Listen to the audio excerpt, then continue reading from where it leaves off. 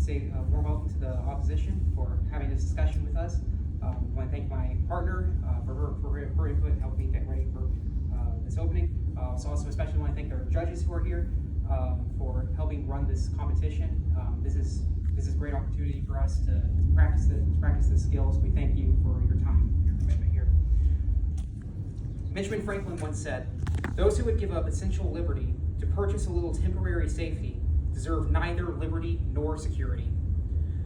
Our government, our American way of life, has been built since 1776, since the Declaration of Independence that separated us from Great Britain, that threw away our security and endangered our people in a time of terrible conflict, was done so to protect essential liberties of citizens. Now, before I get down to brass tacks, I want to make sure we've defined terms. So first of all, for our proposition, this House believes governments ought to value civil liberty over national security during times of conflict. I want to define national security as the safety of citizens, economy, cities, and institutions. The governments in this case are defined as state and federal United States governments. We define civil liberties as essential freedoms ensured by the United States Constitution. We define conflict as times of war and violent civil unrest.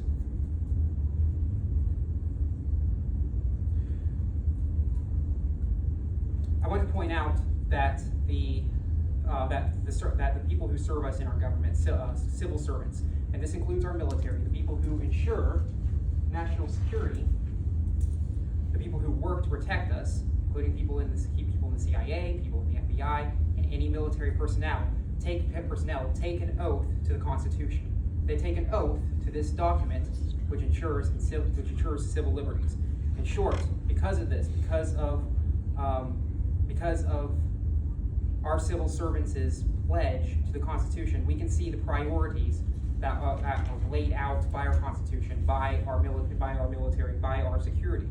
It is clear that we prioritize, as we always have prioritized, essential liberty, civil liberties over national security, and even in times of conflict. I began to talk about the American Revolution.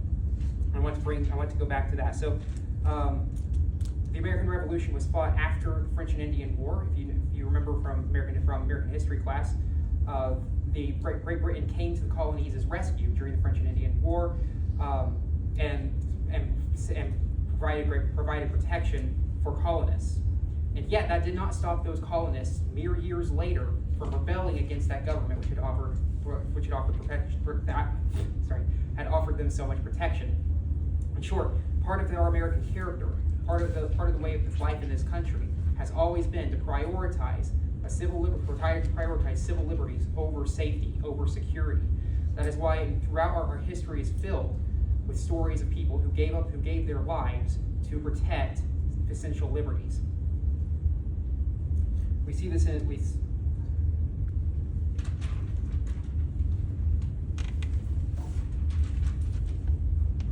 we can see now. I also want to talk about times we haven't lived up to this.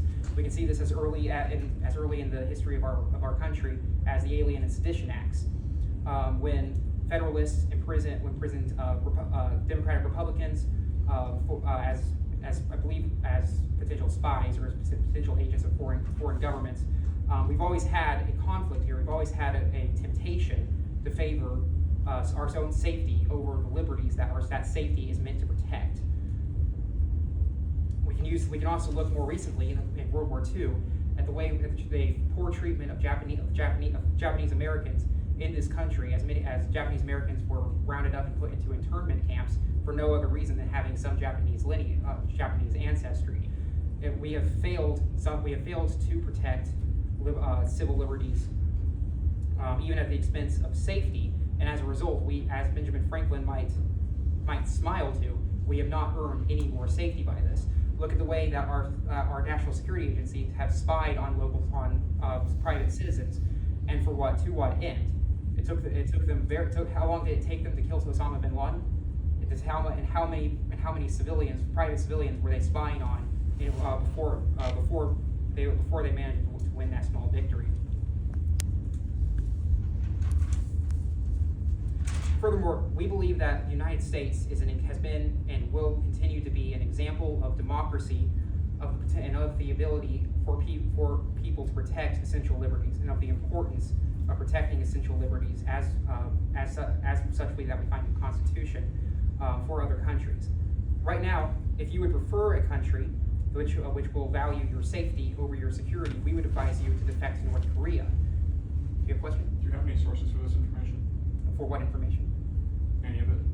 I would say Benjamin Franklin had that from NPR, the United States Constitution.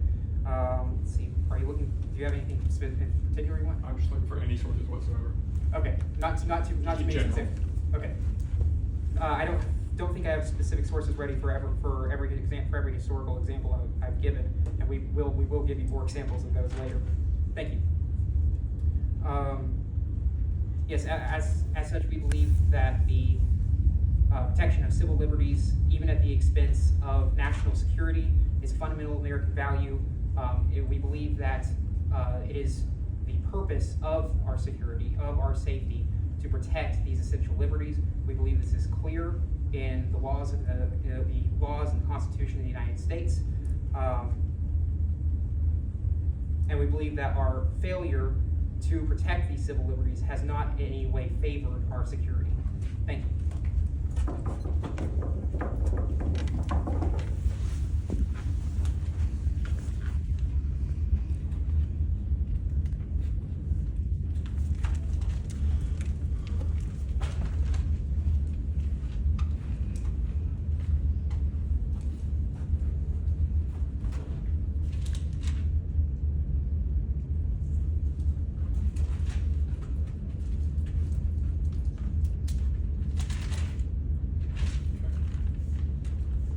Right into this. So, first of all, my opponent brought up some wonderful definitions, some wonderful class today, but I never really figured out what kind of case this was.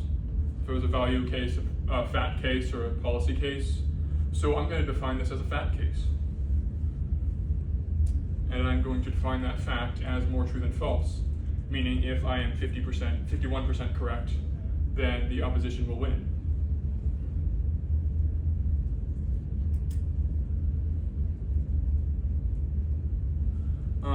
So also I would like to show that I'd like to show us a roadmap here.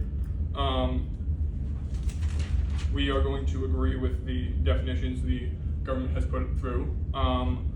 We would like to point out that the government never defined a house. We are going to define that house as the American citizens. And then we are going to also bring up the fact that the only sources my opponent, the government, stated were the U.S. Constitution and Benjamin Franklin. And frankly, I don't think either one had any say on whether or not we treated Japanese Americans very well during World War II. So I would like to provide now a roadmap for our case. We have two main points. First main point being that national security will the national security will better provide civil liberties once the conflict is resolved. And the civil liberties will increase as we come closer to winning the battle. And then also second main point being that protection is more important than liberty in times of conflict. So, first main point, again, that security will increase, that security will cause an increase in liberty once the conflict is resolved. According to the Boston Review, national security could be improved to safeguard the civil rights of people. Again, that's safeguarding the civil rights. If security improves, and it will safeguard the civil rights so that if something were to happen, say bad guys want to come in and attack our nation, the securities would prevent that from coming to fruition. And then once the conflict is ended, the civil liberties can return rather than, say, focusing on civil liberties and something happening on the home front that causes the national security to suffer. So it's better to have the security and get the liberties back at the end than it is to have the liberties and have everything go poorly. I would also like to bring up the fact that wars often create opportunities to both increase and restrict freedom. It works both ways. That is jstor.org. And then, so we're going to now go into, actually, another point on that first one. The national commitment to racial equality has increased substantially during times of war, specifically citing World War II, where the racial inequality has decreased specifically on the black community because of the multiple people within that community who have saved lives and become heroes and Medal of Honor people with wearers during that conflict. And then our second main point being that protection is more important than liberty during times of conflict. According to the Pew Research Center, the balance of opinion has consistently favored protection. The balance of opinion of the American people, which I have defined as our house, the American people have decided that it is more important to favor protection than it is civil liberties. And then I had a question on the race. Would you say that the effects, the positive effects on racial equality were long-term or just during the period of war? Like, did it continue to after the period of war as well? That depends on your point of view.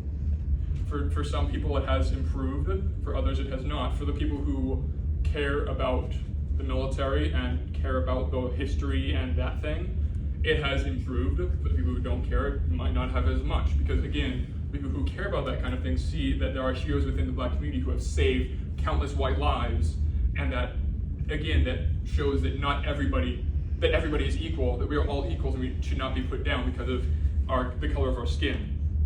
So then, diving back into our second main point, according to frontiersyn.com, the higher the perceived threat, the higher the support for security, even at the expense of civil liberties. Which again ties back into that point I made a moment ago from the Pew Research Center, showing that American citizens are very willing to put away civil liberties if it means increased security and decreased threat. And then also according to, again, jstor.org, no nation in the world has ever fought a tough war without overriding the duration of the civil liberties of its people. No nation. Therefore, if, according to the resolution, the government decides to prefer civil liberties over national security, that nation is the chance of that nation failing at that war and suffering because of it in the future dramatically increases. So now I'd like to once again go over our two main points and provide a little bit more clash against our opponent. So our opponent has brought up a few main points, mostly historical documents, showing how civil liberties are important. And while I agree that civil liberties are important, we are talking about conflict here. And in times of conflict, national security is more important than those civil liberties. While civil liberties are still allowed, time and time again that has been proven, civil liberties are still important, but national security, the ability of our nation to survive this war is more important than whether or not the civil liberties, every single civil liberty in the nation that we know of still exists. So then again, our first main point being that increased security will safeguard the liberties and will provide the liberties once again once this conflict is resolved. And then our second main point being that excuse me, that national protection, national security is more important than liberty during times of conflict, because again, you can be liberty all you want, but if bad guys are coming at you, which would you rather have, civil liberties or security? So with all that being said, I thank you for your time and I urge you to vote on the side of the opposition.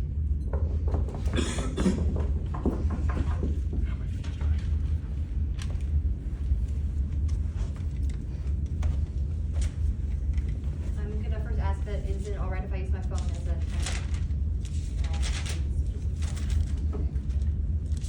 Is everybody ready?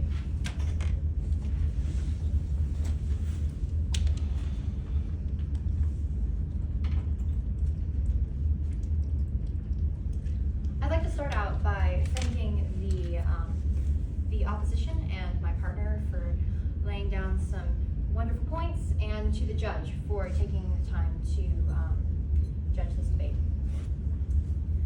I'd like to start out by repeating some of our main points to begin with. First of all, I'd like to emphasize our main point is that national security is an important thing. We're not debating whether or not national security is an important thing. What we're debating here today is national security worth sacrificing civil liberties for? What is a nation worth protecting if the civil liberties of the inhabitants within that nation are not protected? The second thing we also talked about, the second point my partner emphasized today, was that history has shown that time and time again, that when we have violated these civil liberties, the outcome has rarely been positive. If we did, like he mentioned, the Japanese internment camps, the Red Scare during the Cold War, the Alien Sedition Acts. These are all examples of instances where civil liberties have been violated. And they come to become a stain upon our history, something that we are ashamed of as Americans, something that do not add to our moral character as Americans. America was originally a British colony. Everybody learns that when they're in 5th grade. But we as Americans fought a war to become Americans on the basis of being able to have those civil liberties, on the basis of being able to govern ourselves, to create a government for the people, by the people. That is the basis of what a democracy is. You mentioned one of your main points is that national security, we would be able to somehow go back to those civil liberties if we were to sacrifice them, particularly during times of war. Kind of like prioritizing national security first. However, I want to disagree with this point, and here's why. If you start sliding down a cliff, if you start like putting your foot over the edge, it's a really, really slippery slope. If you were to take away some of the civil liberties, if you were to sacrifice them during times of war, what is to say that you would reinstill them? If you were to sacrifice your values, what makes us as Americans, what makes us the country that it is today, would you necessarily be able to go back to those civil liberties? Secondly, we talk about safety over civil liberties. Now, I grew up abroad, and I lived in a country where certain liberties were not allowed. Specifically, certain liberties about what one was allowed to say. And I will say that has been, as a personal anecdote, which I know is not necessarily a fact, but I will say it doesn't allow one to speak up for what one believes in necessarily, and that is something which personally touches me. But I would like to argue on a more broader sense, and not from an anecdotal experience, that what are you protecting? So when you're fighting for a war, when you're fighting for a cause, what are you fighting for? What are you sacrificing for? Because isn't that important? Isn't that a more important thing than necessarily winning a war? Like, why are you fighting the war in the first place? What are you fighting for? Because isn't that an incredibly important question to ask first than to whether or not we can win the war? Is winning the war necessarily more important than, is winning the war more important? Is our safety more important than our learning, having like these values, maintaining our character, maintaining the things that our ancestors fought for? Are we not called?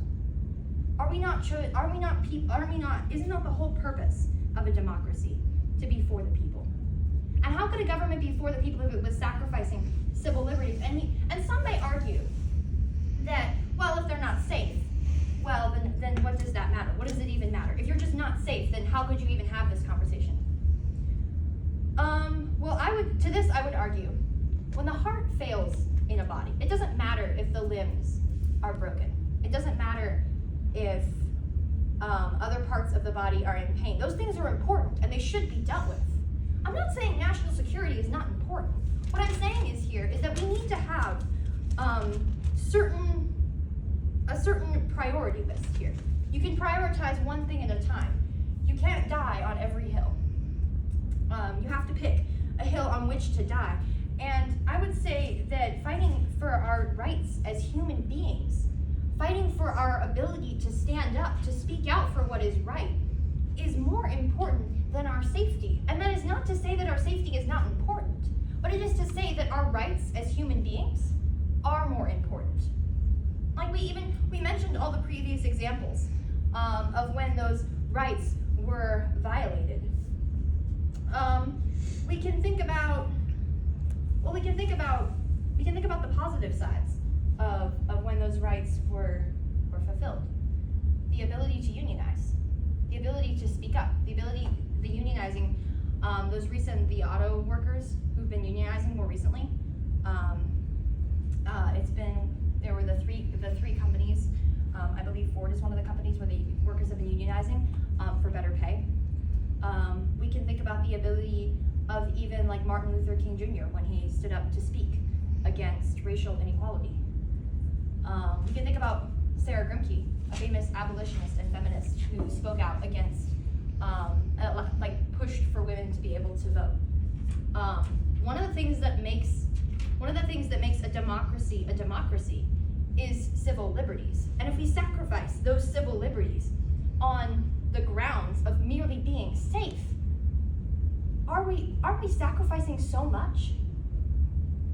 To conclude, I would like to say that the judge should vote for the government because prioritizing our freedom, our rights as human beings, is more important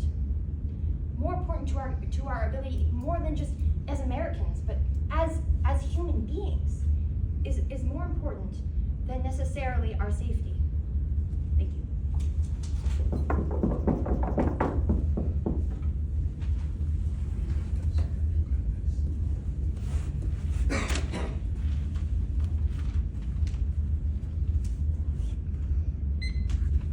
Right, I'd like to start off by thanking the opposition for providing some good clash, and thank you to my teammate for helping with research this, and thank you, Judge, for helping make us better debaters today. And I'll get right into it. I'd like to start off with saying it's been a long time since Ben Franklin.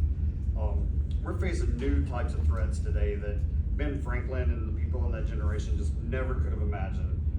We're facing bioterrorism. We're facing pandemics. Since September 11th, we have a greater threat of international terrorism than ever before. Things that Ben Franklin just never could have imagined. And so while I was researching this debate topic, I was on the National Library of Medicine's website. It's a government website, and there was an article called "Your Liberty or Your Life," and it went on to talk about in 2005, President Bush put a quarantine into effect to combat bird flu. I've never even heard of that before. And you have a 14th Amendment right to travel. That's a civil liberty right there. But he put quarantine in effect because of the bird flu outbreak, and it didn't turn into a slippery slope. We traveled here today, so it didn't spread, and all of our rights to travel went away. It was such a small thing that I never heard of it, but civil liberties were put aside for the greater good. So there's things that we're facing that we just never could have imagined in the past, and this is a way for us to provide better protection in the future. And for those reasons, I think you should vote for the opposition. Thank you.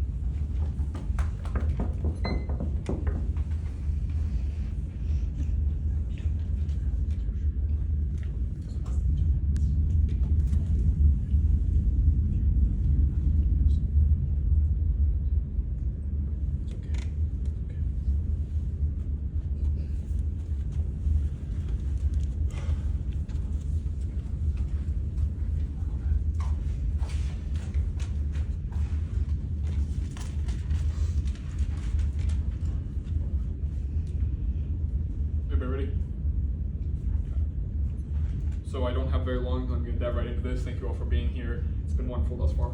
So first of all, my opponent has continued to debate this as a value case, but I defined it as a fact case, and my opponent never went against that.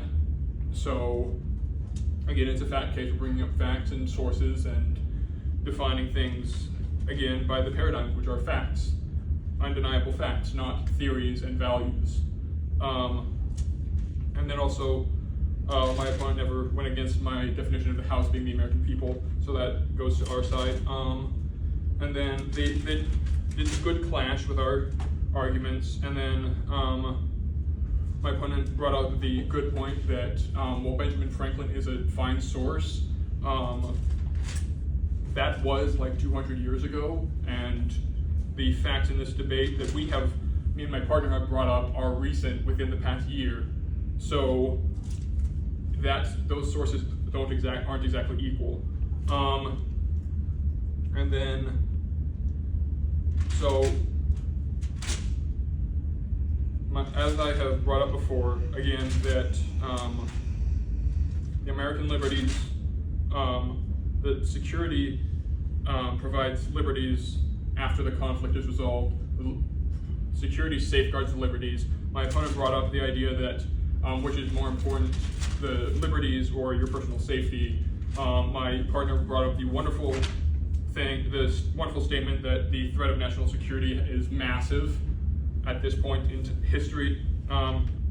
So then, with all that being said, all that out of the way, I'd like to go into our voters. Voter number 1 being that, again, national security is more important than civil liberties, because without national security, the civil liberties won't exist, because security is more important than liberty. While they are both important, if you don't have security, you can't have liberty. You can have liberty without security, and you can have both.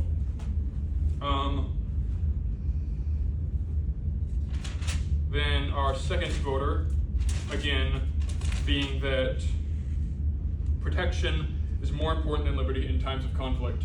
So liberty is safeguarded during the conflict, and protection is more important.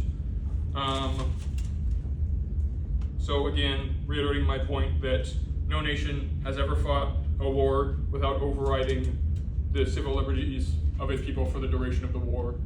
So every war that America has fought in, the liberties have diminished while the security has increased, and we have won those wars, most of those wars.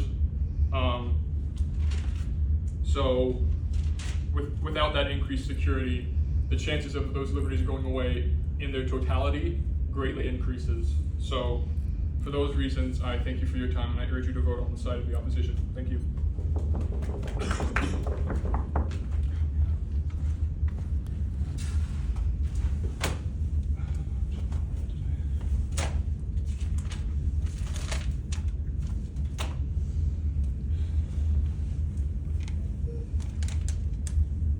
You ready? Well, I want to again thank my partner for providing points. Also, I want to thank the opposition. You all have made some very good points today. Thank you for debating this. And I want to thank again the judge for facilitating this. We're all very glad to be here. I really liked the story you all told of Black African Americans who served in World War II, and how we've seen better race relations in the offset of World War II, in the aftermath, as we've seen heroes of all colors, of all races, come together and serve for the greater good. But a question that I would be interested in asking them is, for what were they fighting for? You all said that you all, I believe, said yourselves. You brought up how civil liberties can emerge after a war, after a conflict, which I think is a point to our team, as we would argue that is the very point of these conflicts. The very point of national security is to defend freedoms. You all insist that this is a fact case, and it is a fact that the soldiers, that the civil servants who work to protect you, who worked for national security, take oaths to the Constitution. They take oaths to defend the Constitution from all threats, foreign and domestic. This means that they work in the interest of national security, but they do so for the interest of civil liberties, for the Constitution. I want to point out to the opposition that the American revolutionaries were no strangers to terrorism. In fact, the framers of the Constitution were no strangers to terrorism. Many of them used guerrilla warfare in the Revolutionary War. The fact that conflict is terrifying is not a deterrent from freedom.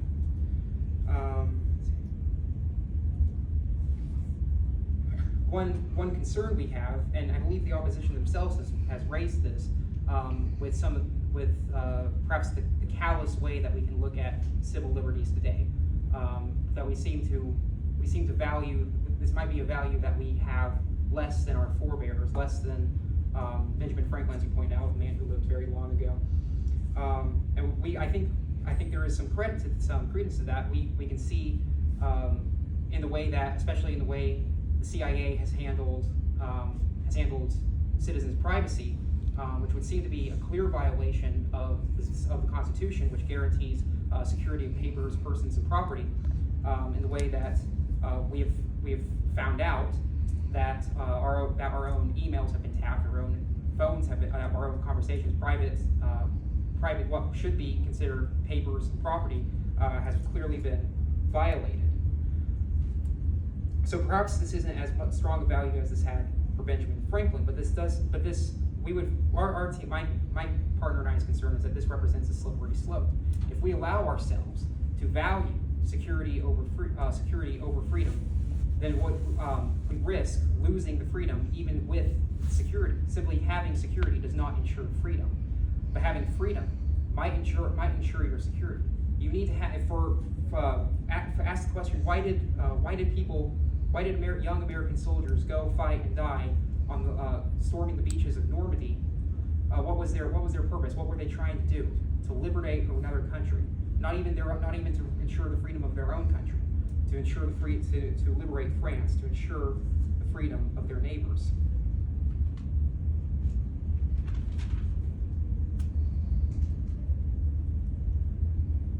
This might be a slippery slope to value security over security over liberty. But that is precisely why this conversation is valuable. We believe we must return to this fundamental American value. We must value our liberties over our security, or as Benjamin Franklin would have put it, we will deserve neither. Thank you.